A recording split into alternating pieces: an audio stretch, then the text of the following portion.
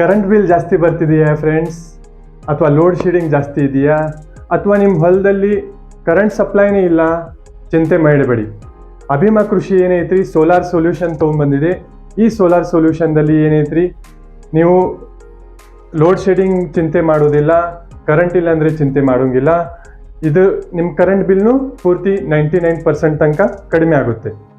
ಇದ್ರ ಬಗ್ಗೆ ಏನೈತ್ರಿ, ನಾವು ಪೂರ್ತಿ ಈ ಅಭಿಮಾ ಕೃಷಿ ಚಾನೆಲ್ದಾಗೆ ಪೂರ್ತಿ ಸೋಲಾರ್ ಬಗ್ಗೆ ವಿಡಿಯೋಸ್ ಒಂದು ಸೀರೀಸ್ ಸ್ಟಾರ್ಟ್ ಮಾಡ್ತಿದ್ದೀವಿ.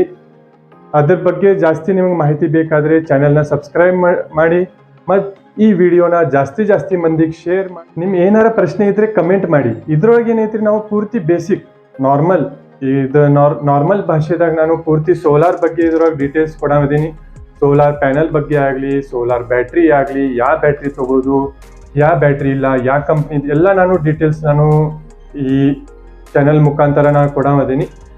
ಅದಕ್ಕೆ ಮಾಹಿತಿಗಾಗೇ ಚಾನೆಲ್ ಸಬ್ಸ್ಕ್ರೈಬ್ ಮಾಡಿರಿ. ಏನಾರ ಪ್ರಶ್ನೆ ಇದ್ದರೆ ಕಮೆಂಟ್ ಮಾಡಿ. ಧನ್ಯವಾದಗಳು.